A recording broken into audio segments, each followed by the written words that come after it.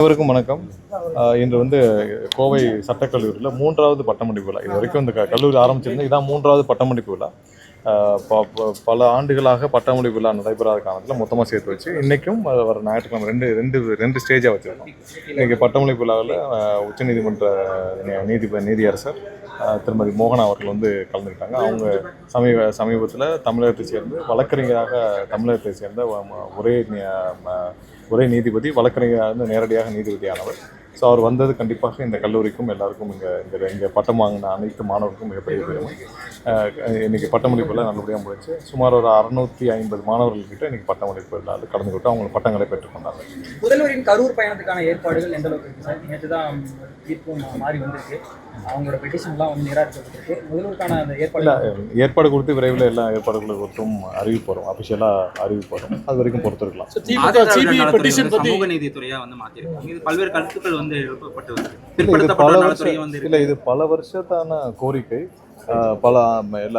அனைத்து தரப்பு மக்களுடைய கோரிக்கை. ஸோ அதனால எல்லாரும் ஆதித்யாவர்னு அழைக்க வேண்டாம்னு சொல்லியிருக்காங்க. ஸோ அதனால் அதன் கோரிக்கை ஏற்று இந்த சிபிஐ பக்கம் பெட்டிஷன் போட்டிருக்காங்க. அவர்கள் கூடுதல் வழக்கு பதிவு செய்யணும், ஸ்பெஷலாக தனி வழக்கு அவர் மேலே பதிவு செய்யணும். இல்லை, உச்ச நீதிமன்றம் அவ்வளோ பெரிய ஒரு வார்த்தையை சொல்லி இவர்கள் சொன்ன பிறகு இவர்களுக்கு இன்னும் என்ன செய்யறதுன்னு புரியல. அதாவது முதல்வர் கரூருக்கு போகிறோன்னு ஏன் பயம்? சரி, சிபிஐட்ட போய் என்ன பெட்டிஷன் கொடுக்க முடியும்? சிபிஐ அவங்களோட விசாரணை செஞ்சுட்டு இருக்காங்க. சிபிஐட்ட போய் என்ன பெட்டிஷன் கொடுக்குறீங்க? என்ன விசாரிக்கும் சகோதரர் ஆதவர்ஜன் மேலே என்ன செய்யறதுன்னு புரியாமல் ஏதாவது ஒரு விதத்தில் எந்த விதத்துலையாவது கரூர் போகிறத தடுக்கணும். முதலாவது கரூர் போகிறதால இவங்களுக்கு என்ன பயம்? முதல்வர் கரூருக்கு போகிறதுனால என்ன பயம் இருக்குது உங்களுக்கு? இப்போவே இவ்வளோ பெட்டிஷன் போடுறாங்கல்ல. அப்போ போன வருடம் இப்போ இந்த கரூர் சம்பவம் நடந்த பிறகு முதல்வருடைய கரூர் பயணத்தை இவங்க எவ்வளோ சீரியஸாக எடுத்திருப்பாங்க? எதனால் முதல்வர் கரூருக்குள்ளே போகக்கூடாதுன்னு நினைக்கிறாங்க? அங்கே போனால் என்ன நடக்கும்னு நினைக்கிறாங்க?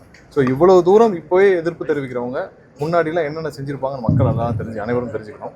சிபிஐயில் போய் என்ன பண்ணணும்? சிபிஐட்ட என்ன பெட்டிஷன் கொடுக்குறாங்க? என்ன பண்ணணும்? சிபிஐயில் அவங்களுடைய விசாரணை செஞ்சிட்டு இருக்காங்க. அவங்க இன்னும் சார்ஜ் ஷீட் ஃபைல் பண்ணுறதுக்கு பெண்டிங் இருக்குது. இவர்கள் சிபிஐயிடம் என்ன சொல்ல முற்படுகிறார்கள்?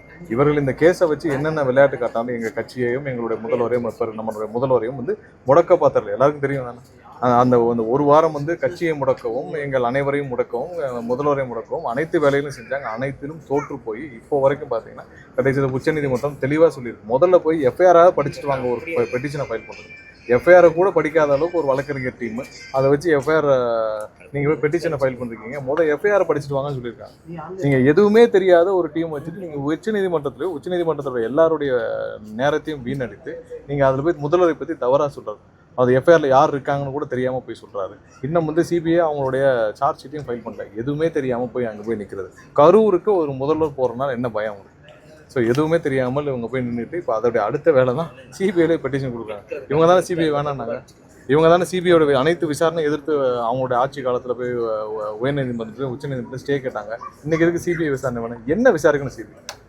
என்ன தான் விசாரிக்கணும் சிபிஐ? சார், ஆர்எஸ் பாரதிக்கு வீட்டில் எந்த வேலையும் இல்லை. அவர் அந்த கட்சியில் வேலை செய்யறதுக்கு ஆள் இல்லைன்னா ஆர்எஸ் பாரதி ஒரு பெட்டிஷன் எடுத்து சிபிஐ கொடுத்துருவார். அதுக்கெலாம் நம்ம எல்லாம் பதில் சொல்லிட்டு தேவையில்லை. இன்றைக்கி அரசு மக்களுக்கான அனைத்து வேலைகளும் சிறப்பாக செஞ்சுட்டு வருது. முழு அளவில் அரசு இயந்திரம் மக்கள் பணியை செஞ்சுட்டு வராங்க. ஸோ இது அனைத்தையும் பொறுத்து கொள்ள முடியாமல் இன்றைக்கி இவர்கள் 2 பேரும் திமுகவும் அதிமுகவும் சேர்ந்து எடுத்த அனைத்து முயற்சிகளும் தோல்வி அடைகிறது. 2 பேரும் சேர்ந்து ஆட்சியை அமைக்கணும்னு பார்த்தாங்க. அனைத்தும் தோல்வி அடைந்து இந்த 2 கட்சியும் இன்றைக்கி தேய்ந்து கொண்டே போய்கிறது. இத்தோட இந்த இன்னொரு ஒரு சில மாதங்களில் இந்த கட்சியில் ஆளே இல்லாமல் போயிடும் அளவிற்கு இருக்குது. இன்னொரு 10-15 பேரை தவிர இந்த 2 கட்சியிலும் அதிமுகவும் திமுகவும் ஆளே இருக்க மாட்டாங்க. அந்த நிலைமையில் தான் இன்னைக்கு தமிழக மக்கள் இவர்களுக்கு கொண்டு போய் நிறுத்திருக்கிறார். அமைச்சர் பதவியில ஒருத்தர் இருந்தாலும் அதிகாரத்தின் பங்கு இருந்தாலும் ஒரு செட்டில் டவுன் ஆகாத பேச்சுகளாவே இருக்குது. திருமாவளவன் கூட அதெல்லாம் என்ன இருந்தாலும் எங்களோட அரசியலில் பங்கெடுத்து எங்களுடைய கூட்டணியோடு இருக்கிறாங்க.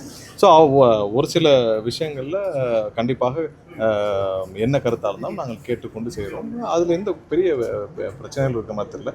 மிகவும் இணக்கமாக அடுத்த கட்ட கூட்டத்திற்கு ஏற்கனவே முதல்வர் தலைமையில் அனைத்து கட்சி தலைவரோடவும் ஒரு கூட்டம் நடந்தது. இன்னும் அடுத்த கட்ட கூட்டத்திற்கும் மிக விரைவில் ஏற்பாடு செய்யப்பட்டு அதில் ஏற்கனவே அறிவித்தது போல கூட்டணிக்கான பெயர் அனைத்தையும் குறைந்தபட்ச செயல் திட்டம் அனைத்தையும் வெளியிடப்படும்.